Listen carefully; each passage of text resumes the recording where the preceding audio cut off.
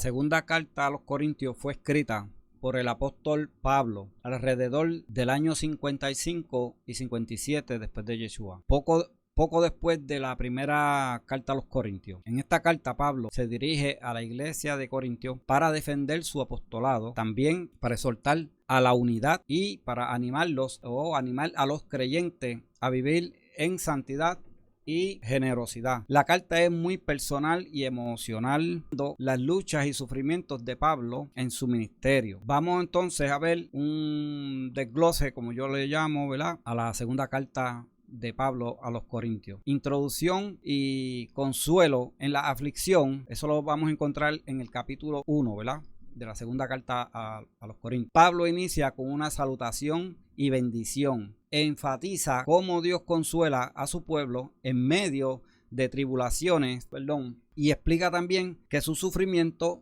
no son en vano, igual que los nuestros, ¿verdad?, sino que ayudan a fortalecer a otros. A veces nosotros pasamos por sufrimiento. Esto nos ayuda, ¿verdad?, a ser empáticos y también que otros aprendan que si nosotros podemos soportarlo, ellos también. Y además pues podemos enseñarles de nuestras vivencias. Pablo también aclara por qué cambió sus planes de visitar a Corinto, asegurando que no fue por inconstancia de él, sino por la guía de Dios. Pablo nos habla en el segundo capítulo sobre el perdón y la restauración. El perdón muchas veces más dirigido, ¿verdad?, el perdón que nosotros otorgamos a nuestros hermanos, a los que nos ofenden, y eso lo vamos a ver en capítulo 2. Pablo anima a la iglesia a perdonar y a restaurar a un creyente que había sido disciplinado. Posiblemente es el mismo que se mencionó en la primera de Corintios, en el capítulo 5. Él les acuerda que Satanás puede aprovechar la falta de perdón para causar división en la iglesia. Y no solo que puede, sino que lo hace. Nosotros sabemos muchos casos, ¿verdad?, que se dan en las iglesias, en las congregaciones, cómo se ofenden a la gente y la persona pues se suele irse de la congregación molesto, y en vez de ir tras él, tal vez consolarlo, tal vez explicarle, restaurarle, pues solemos acusarlo. ¿Ves? Que lo hizo mal. No reconocemos nosotros que nosotros fuimos los que ofendimos. Esa persona, si se ofendió, sea por cualquier cosa, porque a veces la gente se ofende por cualquier cosa, pero si usted ve que esa persona está en peligro, ve, porque es de su congregación, pues debemos movernos, ¿verdad?, perdonarlo, si nosotros lo perdonamos, y restaurarlo, ¿verdad?, que eso es lo que dice la sugerencia de Pablo, que es lo que debíamos hacer, ir tras esa persona y perdonarlo y tratar de restaurarlo. Pablo nos va a hablar en el capítulo 3 sobre el misterio de la nueva alianza. Compara la antigua alianza dada a través de Moisés con la nueva alianza en Cristo o en Yeshua. La antigua alianza fue gloriosa pero temporal, y la nueva es mucho más gloriosa y eterna porque está basada en el Espíritu, y el Espíritu pues no tiene muerte, ¿verdad? Por eso, ¿verdad?, que se dice que esto también lo malinterpretan, es que la letra mata y el Espíritu vivifica y todas esas cosas, pero eso son cosas, ¿verdad?, que se malinterpretan anyway. Pero vamos a ver en el capítulo 4 ¿qué se habla, ¿verdad? En el capítulo 4 vamos a ver que en el capítulo 4 se va a hablar sobre el vaso de barro, o que somos vasos de barro. O sea, somos personas imperfectas, y lo que Dios deposita en nosotros es lo que es perfecto, ¿entiendes? Y nosotros pues como vasos, ¿verdad?, que nos dejamos usar, la esencia es de Dios, no es de nosotros, no nos pertenece a nosotros. Así que Pablo va a enfatizar en la fragilidad humana y el poder de Dios. Aunque enfrentamos dificultades, no estamos derrotados. Nuestra fe debe estar en lo eterno y no en lo temporal. Amén. Vamos a ver también en el capítulo 5 que él nos va a hablar sobre la esperanza de la restauración y la reconciliación. Pablo te da la seguridad de la vida eterna, del juicio de Jesús, de Yeshua. Explica que los creyentes son nuevas criaturas en Cristo y que Dios no nos ha dado el ministerio de la reconciliación. Esos son temas, ¿verdad?, que uno puede hablar en profundidad. El misterio de la reconciliación. Esto sería pues una clase aparte o algo que nosotros podemos abundar. Acuérdese que lo que yo estoy es trayendo, ¿verdad?, un resumen del libro. Pero vamos a seguir. Capítulo 6. ¿Qué podemos encontrar ahí? Pues vamos a encontrar lo que es la pureza y la separación del mundo. Pablo nos insta o le insta a los corintios. Nosotros podemos leer y aplicarnos algunas cosas, ¿verdad? No todo y literal tampoco, porque a menos que nosotros estemos sufriendo los mismos problemas que están sucediendo en Corintios. Acuérdese que esto es una carta y se está enviando a Corintios. Si usted se quiere aplicar todo esto, usted tiene que entonces entender que usted era igual que los corintios. Y si usted lee qué estaba pasando en Corintios, tiene que aceptar muchos errores, muchas cosas que esta gente estaban cometiendo, que no son fáciles. Estamos hablando de perversión sexual y todo eso. Eso es que si usted se aplica lo que dice ahí es porque usted está padeciendo de eso. Pablo insta a los corintios a no unirse en yugo desigual con incrédulos, y a vivir en santidad, recordándoles que son templos del Dios vivo. Amén. En el capítulo 7, Pablo nos va a hablar del gozo por el arrepentimiento de los corintios, ¿sabe? En la primera carta que él le envió, pues aquí él va a destacar que se siente muy gozoso, ¿verdad? Él expresa su alegría, Pablo expresa su alegría porque los corintios recibieron bien la primera carta y se arrepintieron de sus pecados. Quiere decir que Pablo le escribió una carta, que fue la que leímos anteriormente, y destaca unos puntos y unos problemas que estaban pasando. Quiere decir que para esta segunda carta ya él pudo ver que ellos hicieron caso, ¿verdad?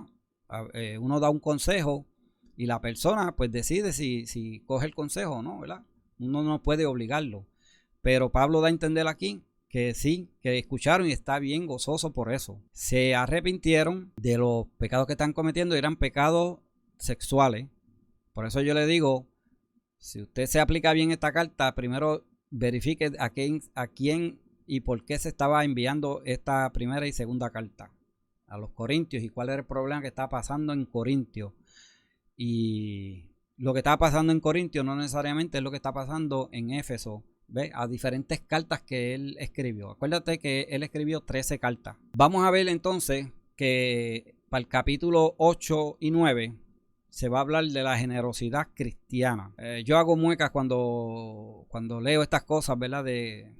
Porque toda esta narrativa del cristianismo y todo eso, yo pues no estoy de acuerdo, porque aquí lo que estaban hablando y lo que estaban formándose eran nuevos creyentes, pero eran judíos. Amén. Pablo exhorta a los corintios a ser generosos en sus contribuciones para los creyentes necesitados en Jerusalén. Presenta a las iglesias de Macedonia como ejemplos de generosidad y recuerda que Dios ama al dador alegre. Amén.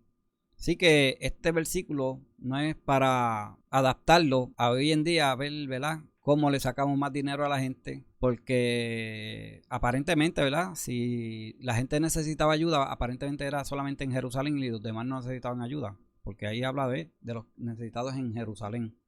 Claro, vamos a decirlo y siempre lo he dicho, no vaya a malinterpretar mis palabras. Si usted ve el video más que un poquito y un cantito aquí, un cantito allá, puede malinterpretar lo que yo digo. Yo no creo en el diezmo como tal, pero creo en ayudar, porque eso lo dice la Biblia desde el principio. Hay que ayudar al necesitado. Y ahí es que Dios ama al dador alegre. Eso es lo que dice, ¿verdad?, en el Nuevo Testamento. Porque realmente siempre ha sido así. Aunque existía unos diezmos en el pasado, en el Viejo Testamento, también tiene que ver, ese diezmo tiene que ver con la generosidad, porque eso se le iba a dar a una tribu que no tenía heredad, que era la tribu de Leví. Amén. Pero aún así, ¿verdad?, la humanidad completa tiene gente que necesita y nosotros estamos, se supone, que estemos para ayudar, no importa a quién. Amén. Así que vamos a ver entonces el capítulo 10 y el 13 va a tratar sobre la defensa del apostolado de Pablo. Él, ¿verdad?, va a ir a defenderse, a defender su apostolado. Pablo responde a sus críticos, quienes cuestionaban su autoridad como apóstol. Relata también su sufrimiento por Cristo y enfatiza que su autoridad proviene de Dios, no de los humanos, no de nadie particular, sino directamente de Dios. Tampoco de méritos humanos. O sea, no es por sus méritos, no es que Pedro lo escogió como apóstol o algún apóstol lo escogió, sino que Jesús fue el que lo escogió como el apóstol y le dio, ¿verdad? Él tenía sabiduría, Dios le dio la sabiduría, pero le dio otras herramientas más, ¿verdad? En el capítulo 12 menciona una visión celestial y su aguijón en la carne, ¿verdad? Que siempre hemos hablado que Pablo tiene un aguijón y especulamos mucho sobre el aguijón que tiene Pablo en la carne, el cual Dios lo dejó para mantenerlo humilde.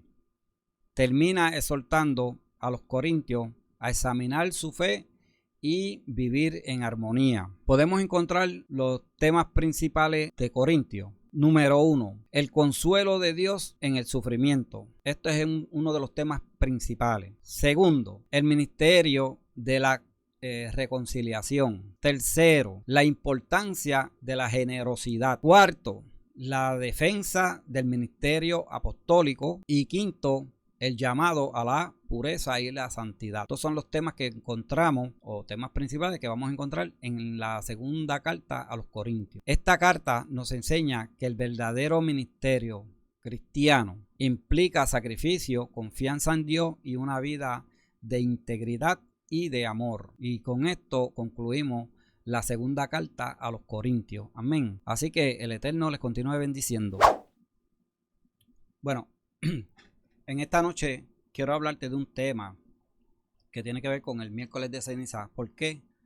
Porque luego del miércoles de ceniza, que vienen 40 días, si no me equivoco, hasta llegar a la Pascua, quiero que observen en mi pantalla que les puse ahí un documento donde dice primera fiesta. Son 7 fiestas, ¿verdad?, que están en la Biblia. La vas a encontrar en el Levítico 23. Pero como te enseñaron a no seguir las fiestas bíblicas, estás perdido en el espacio. Entonces viene el cristianismo, especialmente, o comenzando con el catolicismo y las demás religiones, por ahí para abajo, haciéndole caso al catolicismo, que fue quien salió de Roma y cambió todas las cosas que podemos. Ha sido todo un desastre, anyway. Pues se inventaron pues el miércoles de ceniza o la ceniza y todo esto. Y cogen de ejemplo 2 pasajes bíblicos. Uno se encuentra en Job y otro en Jonás. No porque en la Biblia aparezca algo, nosotros lo vamos a utilizar o lo vamos a hacer una doctrina o nos vamos a inventar las cosas, porque estos son inventos. Y lo vas a ver como yo te lo voy a presentar. Si nosotros nos hubiesen enseñado desde el principio esta fiesta, primera, Pesaj, donde murió Yeshua. El Masot fue sepultado. En Bikurim resucitó. En Shavuot nos derramó de su Ruach, de su espíritu. Yom Teruah es el regreso. Yom Kippur es el día del juicio, día de expiación. Y Sukkot, donde reinaremos en el milenio. Esas son las fiestas, y así de sencillo, porque ya yo le he hablado de esto, ver las cosas si nos hubiesen enseñado la importancia de las fiestas del Eterno, no la fiesta judía, porque no fueron los judíos los que lo hicieron, sino que se le dio para el pueblo, pero se le dio a las fiestas, perdón, son de Dios, son del Eterno, amén. Pero vamos a ver algo que yo quiero presentarles sobre la ceniza primero, y después vamos a ver un pedacito. Esto creo que lo voy a hacer bien rápido. Mira, dice, varias civilizaciones antiguas varias civilizaciones antiguas fuera del cristianismo usaban cenizas como símbolo de duelo, penitencia o purificación Algunas de las más destacadas incluyen Mesopotamia, sumerios, acadios, babilonios y asirios. Y vamos a algún detallito que yo tengo aquí en papel. Amén. Dice, los sumerios fueron una civilización que habitó en Mesopotamia entre 4100 y 1750 antes de Yeshua. O sea que lo de la ceniza, otros pueblos ya lo usaban. Otros pueblos hacían duelo en la ceniza y usaban la ceniza para muchas cosas también. Pero resulta que los católicos dicen que ellos sacaron se me olvidó el nombre, ellos le ponen un nombre a esto porque, ¿sabes? Todo es, tú sabes, muy religioso. Dan cita, los católicos dan la cita que ellos sacaron esto de cuando Nínive iba a ser destruida y se arrepintieron y estuvieron en cenizas, en silicio y todas esas cosas y se arrepintieron y Dios los perdonó. O sea que ellos dicen, bueno, nosotros lo sacamos de la Biblia. Sí, eso está en la Biblia, pero eso no significa que tú te vas a poner en silicio y te vas a poner ceniza y todas esas cosas. Otra cita que te dan está en Job. Amén. Pero voy a seguir leyéndole esto, pero para que usted vea de dónde ellos sacan eso. Pero dónde esto se originó, donde lo vamos a encontrar, antes de que lo hiciera Job, antes de que lo hiciera Nínive, Mesopotamia, los sumerios, acaidos, babilonios y asirios lo hacían. En esta cultura, las cenizas eran un signo de luto y humildad. Cuando alguien sufría una pérdida o quería mostrar arrepentimiento, se sentaba sobre ceniza o se las echaba sobre la cabeza. Por ejemplo, en la epopeya de Gilgamesh, el protagonista se cubre de ceniza y viste pieles de animales en señal de duelo por su amigo Enkidu. No sé qué es esto ahí. Pero estos son datos, ¿verdad?, que aparecen Dios mío, en internet. Egipto, en el Egipto antiguo también se usaba. Los egipcios utilizaban ceniza en sus rituales de purificación y en ceremonia fúnebre, aunque el uso más común era con incienso quemado.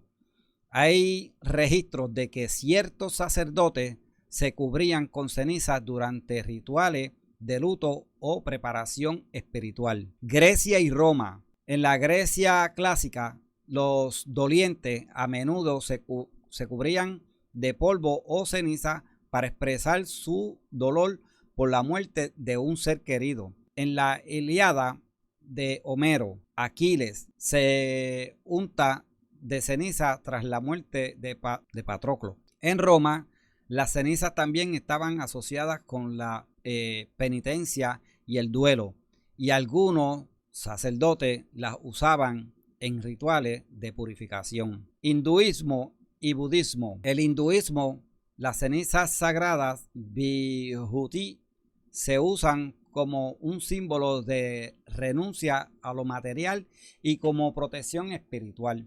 Se aplican en la frente durante rituales religiosos. Se me parece a alguien. En el budismo, la cremación y el uso de cenizas también tiene un significado espiritual, simbolizando la transitoriedad de la vida. Ok, ahora vamos a hablar del miércoles de ceniza, los católicos. El miércoles de ceniza es una tradición cristiana que marca el inicio de la cuaresma, un periodo de 40 días de preparación espiritual ante la Semana Santa. Su origen se encuentra en la iglesia primitiva, cuando los pecadores arrepentidos se cubrían con ceniza como símbolo de penitencia, según ejemplos bíblicos como en Jonás 3:6 y Job 4:42:6. Vamos a verificar esto. Mire lo que dice aquí. Que esto hay que saber leer las cosas para que usted vea. El miércoles de ceniza es una tradición cristiana que marca el inicio de la cuaresma, un periodo de 40 días de preparación espiritual ante la Semana Santa. El único que los que se inventaron la Semana Santa fueron los católicos y siguieron los pentecostales detrás, y todas las demás religiones pues celebran la Semana Santa, la Semana Mayor. Y no saben ni lo que hablan y no saben decir cómo el Mesías estuvo 3 días y 3 noches en el sepulcro, y dicen que de viernes a domingo hay 3 días y 3 noches. No saben ni lo que dicen, pero mira esto. Su origen se encuentra en la iglesia primitiva. No está registrado en la palabra que esto se hiciera. Además están escogiendo, como le dije, Jonás 3:6 y Job 42:6. El origen de esto se encuentra en la iglesia primitiva, cuando los pecadores arrepentidos se cubrían con ceniza. Mira, Job se cubrió en ceniza y no era que era un pecador, era porque estaba en luto y hacían eso. Eso no significa que él se ponía una cruz aquí en la frente, se cubría completamente de ceniza. Si tú me quieres usar a Job y tú me quieres usar a Jonás para hablar de ceniza y cubrirte en ceniza, no te untes ceniza en la frente, es que te cubras completo y te sientes en ceniza. Haz eso. Pues si eso es bíblico, pues hazlo como dice la Biblia y como lo hicieron los antiguos. Ahora te conviene pues un poquito aquí porque estamos modernizados. Son inventos. En Nínive no eran cristianos, así que esto se encuentra en la iglesia primitiva. Los ninivitas eran el pueblo, el enemigo más grande que tenía Israel en ese tiempo. Por eso es que Jonás estaba tan molesto, porque él sabía que Dios iba a perdonarlo. Y no era tanto el perdón, es que él decía, esta gente son nuestros enemigos y yo no quiero que Dios los perdone. Yo hablé de Jonás. Búscate el libro de Jonás para que vea lo que yo hablé en Jonás. El libro de Jonás. Acuérdese que yo vengo hablando desde el Viejo Testamento, libro por libro. Pues usted busque ahí en mis videos y busque Jonás y vea lo completo para que usted vea. Jonás estaba molesto, pero es que ese pueblo era enemigo de Israel.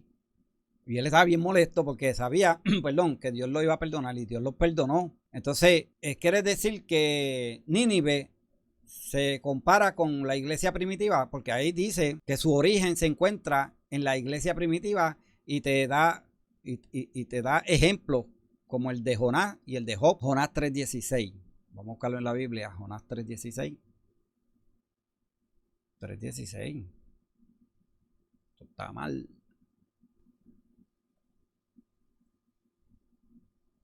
Jonás 3:6. Es la vista mía la que está mal. El pasaje estaba bien. Mi vista es la que está mal.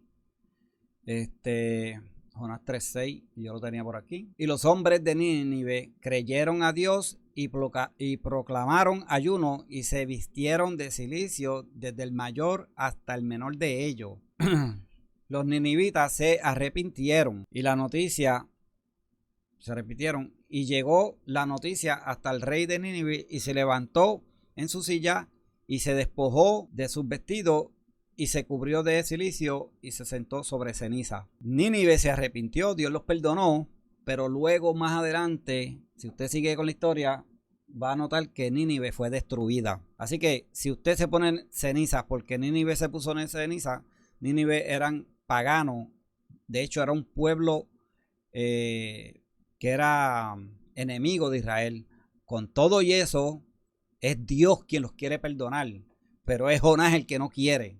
Y entonces ahí es que usted va a ver la historia de Jonás. Amén. Pero dice por aquí que busca Job 42:6. Y vamos a buscar a Job 42:6. Por tanto, míralo por aquí. ¿Ya lo tiene ahí?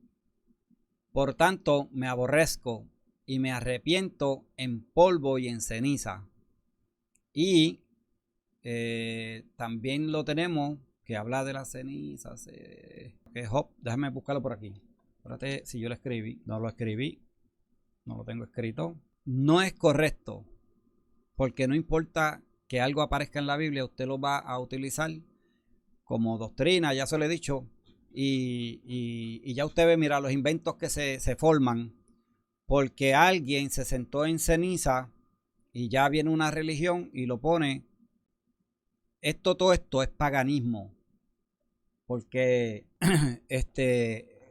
sí se usaba en la antigüedad, se usaba cuando estabas triste. Esto, el rey David también lo hizo. Tú sabes, esto era algo que todos los pueblos lo hacían, no era el pueblo de Israel nada más. Tal vez el pueblo de Israel lo copió de otras civilizaciones, pero no fue algo que Dios mandó a hacer. Dios no mandó a hacer eso. La gente lo hacía por costumbre, tal vez. Pues cuando tú estás en luto, pues tú estás triste, pero entonces, en el miércoles de ceniza, pues deberías de sentarte en ceniza, como está escrito ahí, ¿verdad? Pues si lo vas a decir que es bíblico, pues hazlo bíblico. Siéntate y cúbrete todo de ceniza y ponte ropas de silicio y todas esas cosas, pero un poquito aquí en la frente, una cruz y ya. Entonces entras en un ayuno. Esto es invento, es invento. De hecho, esto tiene que ver con Nimrod, esto tiene que ver, esto es más profundo, ¿verdad? Yo solamente te estoy hablando cosas breves para que sepas, porque no hay que hablar mucho para demostrar que, que estos son inventos, amén. Estos inventos del catolicismo especialmente. Bueno, vamos entonces, vamos a hablar, vamos a cambiar aquí, ¿verdad? Para que veas el documento. Dice, el miércoles de ceniza es una tradición cristiana que marca el inicio de la Cuaresma, un periodo de 40 días de preparación espiritual antes de la Semana Santa. Su origen se encuentra en la iglesia primitiva, cuando los pecadores arrepentidos se cubrían con ceniza como símbolo de penitencia, siguiendo ejemplos bíblicos como en Jonás 3:6 y Job 42:6. Yo no he leído eso en la Biblia, yo no lo he leído. De verdad que yo no he leído, yo no he visto ningún apóstol ni a nadie haciendo eso. Yo sí, eso lo vi en la antigüedad y no es tampoco un mandato de Dios. Amén. Déjame buscar aquí algo rapidito. En el siglo XI, el Papa Urbano II estableció oficialmente la imposición de cenizas. ¿Quién fue el que hizo esto? Roma, los papas, la Iglesia Católica. En el siglo XI, el Papa Urbano II estableció oficialmente la imposición de ceniza al inicio de la Cuaresma. Las cenizas que provenían de la quema de las palmas del Domingo de Ramos del año anterior se colocan en la frente de los fieles en forma de cruz, mientras el sacerdote dice: recuerda que eres polvo y al polvo volverás, porque eso está en Génesis 3:19. O conviértete y cree en el Evangelio, Marcos 1:15. El miércoles de ceniza es un día de ayuno y reflexión, recordando la fragilidad humana y la necesidad de arrepentimiento y conversión. Eso es para que usted vea lo que es el miércoles de ceniza, cuando no tenemos conocimiento de celebrar el Pesaj o la Pascua bíblica. ¿Usted quiere saber lo que es la Pascua bíblica? Pues lea Levítico 23. Si no, pregúnteme, yo te voy a enseñar qué es lo que se hace en Pesaj, cómo nosotros lo celebramos o hacemos conmemoración. Es un recordatorio, el Pesaj. Amén. Y la preparación y lo que uno hace en esa convocación, ¿verdad? Que son siete convocaciones. Nosotros decimos 7 fiestas, pero son 7 convocaciones. Convocaciones, ¿qué significa? El Eterno te está dando 7 fiestas, 7 fechas para estar contigo. Pesaj es una. En Masot, en Bikurim, en Shavuot, en Yom Teruah, en Yom Kippur y en Sukkot. Amén. Para que no caigamos en el engaño, vamos a ver las cosas que son verdaderamente bíblicas, lo que tenemos que hacer. te enseñaron que esas fiestas son de los judíos y que tú no tienes que hacerlas. Por eso es que estás perdido en el espacio. Estás perdido y no sabes. Y lo primero que celebra es lo primero que se te enseña. Se celebra la Cuaresma, celebra miércoles de ceniza, Viernes Santo, Semana Santa, la Semana Mayor, y estás perdido. Esas que está ahí en mi pantalla, esas son las fiestas. No es Navidad, no es todo lo que usted celebra que es pagano, que usted lo sabe, si ya se lo hemos dicho 20 veces. Vamos a leer la Biblia verdaderamente y vamos a seguir, porque mientras estemos en un grupo, el grupo se quiere adueñar de las cosas y ponen las pautas. Bueno, por eso es que tienen jefes y tienen de todo. Y cada uno tiene algo raro que yo encontré. Es que lo que es la Semana Santa, todas están de acuerdo. Eso lo implantó la Iglesia Católica y todas las hijas las hacen igualitas. Y tienen el lavado de los pies y cogen el cuerpo de Cristo y la sangre y se la comen y se la beben. Son carnívoros, ¿verdad? Porque eso está prohibido, comer carne humana y beber sangre. Eso está prohibido. ¿Cómo es posible que el pan se convierte en el cuerpo de Cristo y la sangre de Cristo? Y usted se la come. Engaños y engaños. ¿Usted quiere seguir viviendo en el engaño? Pues no hay nada que pueda hacer. Yo simplemente te doy los datos y usted siga comiendo sangre y comiendo cuerpo humano y sangre humana. Amén. El Eterno te continúa bendiciendo.